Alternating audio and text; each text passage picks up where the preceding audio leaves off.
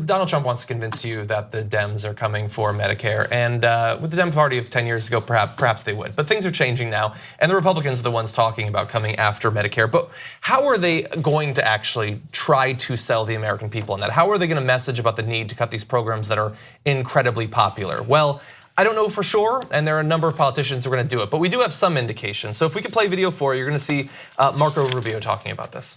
The argument would be, we can't cut taxes because it will drive up the deficit. That assumes that somehow we can fix the deficit through higher taxes, and we can't. But you also have to bring spending under control, and not discretionary spending. That isn't the driver of our debt.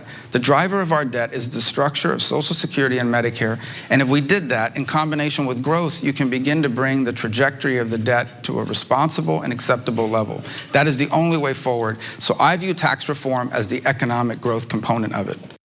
Yeah, except that it's not. So they always say that, and we've noticed that since that tax bill has passed, at this almost the same rate that its popularity has gone down, the cost estimates of how much it's going to end up costing us have continually went up. So a bill that was at first going to cost us $1 trillion went to 1.3 to 1.5 to 1.8. The last time I saw it, and I honestly haven't checked the numbers in at least a month or two.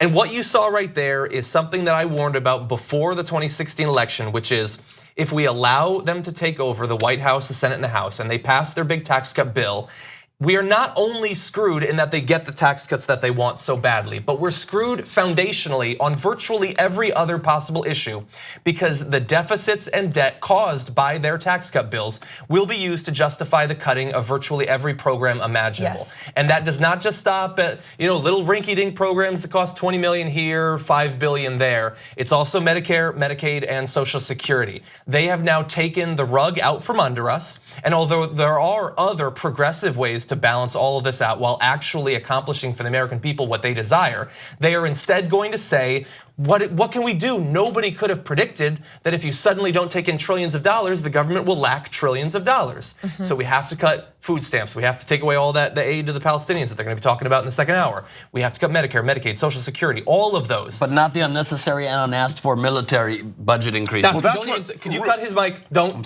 even mention the military spending. That is what they'll say. I never said it. I never said it. That is Rubio's comments exactly are completely wrong. From his opening utterance, they were wrong. So the idea somehow that if you cut taxes, what was you say? If you raise taxes, then you could begin to address the debt. That assumes, this is what Rubio said, that there's some some effect on the debt from tax cuts. There is an effect on the debt from tax cuts. You just heard John detail it. Those huge tax cuts, that corporate tax relief, and the richest people in America getting a break, that tax relief is going to cost us close to $2 trillion. It works that way, but somehow it doesn't work the other way around. The other way around. It's insanity. I mean, really, in other words, I just couldn't even follow his logic there. No, it's true. But I also think, and listen, you look at like how much of your tax dollar goes to what in the government, right? And about roughly 30%, a little bit more or less, depending on like how many wars we're fighting, goes to the military-industrial complex, current and past. And then a huge amount of our tax dollars do go to Social Security and Medicare and these kinds of programs. And so from this very economic 101, just looking at a graph, oh my God, Social Security is huge. Okay, what are we not then factoring in? What do people gain when they are insured as elderly people, when they are insured as poor people, right? When they are able to have their medical costs taken care of.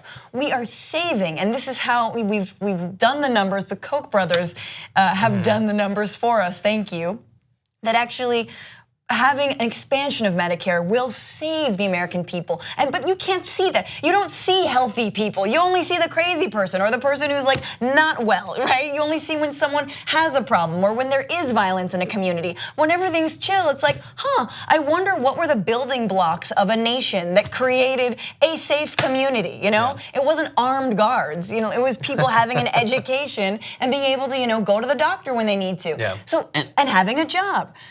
Right, and these are the things you can't quantify of oh here, how can I show you that this stable middle-class family is being productive? There's no measurement because they're chilling. You know what I'm saying? Right. You can't quantify that. Right, exactly like what you were saying. It's very hard to go on and just talk about how things are working. It's not a news story. So you have to go on there and say things aren't working. But at the same time, it's again this cognitive dissonance that keeps being created. Like take even the classic example of Sarah Palin threatening old people with death panels if Obamacare would pass, right? Saying, oh, if you have government healthcare for all, they're gonna have to all of a sudden then decide who gets what medicines. But then people don't think again one step further and say, but if you gut the programs entirely, everybody's going to be on these death panels because there's not going to be any, there's not going to be any health care to be given. They exist so already. You create a problem here and then don't realize you're gutting the entire thing here and then it just falls under it. It's kind of a weird gopher world where there's no structure on it. And the last thing I would say is, look, their end game, and I'm talking about the GOP end game across the board, is to privatize everything. So anything that works in favor of private enterprise, they're all for. And they're going to tell you that it's more cost effective, but it's just simply not.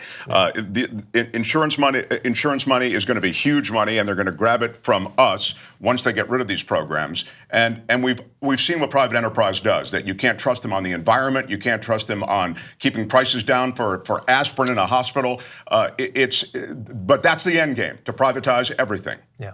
When is Trump going to make Martin Shkreli his head of the FDA? That's right, exactly. Oh God, don't say that. If he watches this video, we're screwed. 2 easy ways to follow the Young Turks. One is hit the subscribe button down below.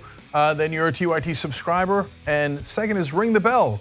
And when you do that on YouTube, you're notified of our videos.